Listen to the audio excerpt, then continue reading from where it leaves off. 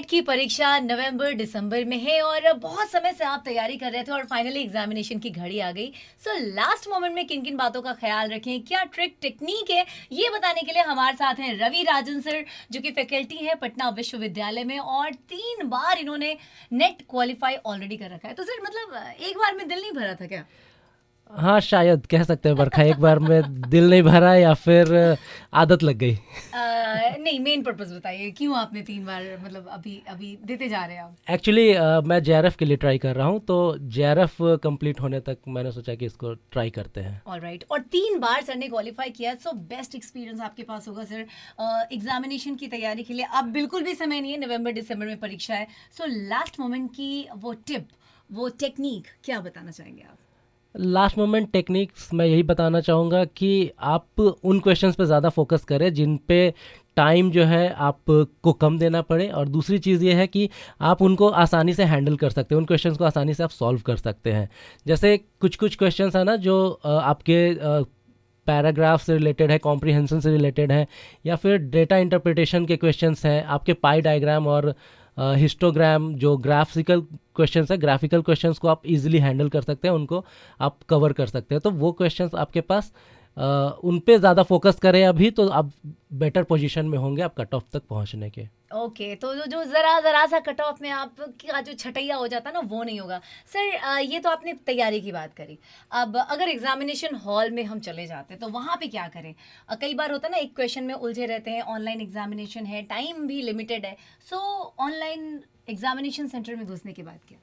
Examination centre में घुसने के बाद सबसे पहले तो आप चिल रहें, कोई प्रेशर लेने की ज़रूरत नहीं है। सबसे इंपॉर्टेंट बात यही है कि आप वहाँ पे कोई प्रेशर ना लें। दूसरी चीज़ कि किसी भी क्वेश्चन को आप बहुत ज़्यादा टाइम ना दें। कहने का मतलब कि ऑन एन एवरेज आप एक क्वेश्चन पे 45 सेकंड से ज़्यादा टाइम ना दें, तो आपके पास इनफ टाइम रहेगा लास्ट में कुछ ऐसे क्वेश्चंस के पास जाने का जो कि शायद आपको आता हो, और आपने प्रेशर की वजह से या फिर आपने उस पर कॉन्सेंट्रेट नहीं किया तो आपको वो छूट गया आपसे, तो आप एक बेटर पोजीशन में आ सकते हैं इस अच्छा वजह से। रवि सर, कई बार ऐसा होता है एग्जामिनेशन में जब नेगेटिव मार्किंग होती है तो हम डर से अंदाजा थोड़ा बहुत सही गलत लग रहा होता है, हम नहीं डालते। तो क्या नेगेटिव मार्किंग है इसमें? नहीं नहीं, निगेटिव मार्किंग नहीं है, और ये बहुत अच्छी चीज़ है, आपको कोई भी क्वेश्चन छोड़ना नहीं है। ओके।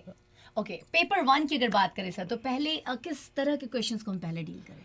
देखिए, पेपर वन में आई वुड से कि पेपर वन में सबसे पहले आप उन क्वेश्चंस को डील करें जो कि आपके आप जिसको समझते हैं कि बहुत इजीली आप डील कर सकते हैं। जैसे मैंने ऑलरेडी बताया कि डेटा इंटरप्रिटेशन के क्वेश्चन, कॉम्प्रिहेंशन के क्वेश्चन, पाई डायग्राम और ग्राफिकल क्वेश्चंस, ये क्या है कि इसमें आपके 1 से 5 तक लेके क्वेश्चंस होते हैं जो कि आप इजीली सॉल्व कर सकते हैं। और वो पूरे जो होते हैं आपके कॉम्प्रिहेंशन के क्वेश्चन, आप समझ सकते हैं कि कॉम्प्रिहेंशन पढ़ के आपको देना है उसका आंसर। हिस्टोग्राम में आपको जो डेटा आपके सामने है उसको एनालाइज करके आपको आंसर प्रोवाइड करने हैं। तो ये सारे क्वेश्चन जो है ना, 15 से 20 क्वेश्चन आप इजीली बहुत कर सकते हैं, तो ये आपके लिए बहुत बेटर होगा। ओके, और अब आते पेपर 2 पे। सो इसके लिए क्या सजेशंस देना चाहेंगे आप? पेपर टू में देखिए, कम्प्लीटली ये ऐसा पेपर है जिस पे आपका कमांड होगा। ऑब्वियसली आप उसको पढ़ चुके होंगे, आप मास्टर्स उसमें कर रखे होते हैं, तो वो जो आप उस क्वेश्चन को पहले मतलब कोशिश कीजिए सॉल्व करने की। जो क्वेश्चंस आपके हिसाब से आपका लगता है कि आपका स्ट्रॉन्ग पॉइंट है, जिन चैप्टर्स को आपने बहुत अच्छे से पढ़ रखा है, जिन चैप्टर्स को आपने जिस पे आपका कमांड है, जिसको आपने मगअप कर रखा है बहुत बेटर वे में, आपको पता है कि आप कॉन्फिडेंट है, तो उन क्वेश्चन को आप स्क्रॉल करते जाइए और उन क्वेश्चन को पहले सॉल्व कीजिए।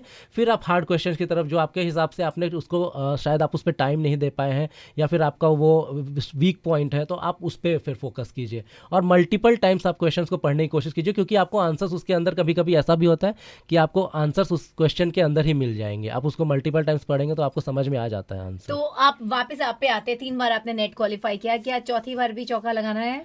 बिल्कुल, मैं आई होप कि ये चौथी बार मेरा जेआरएफ हो, चौका ही ना छक्का लग लगे, जाए। छक्का लग जाए।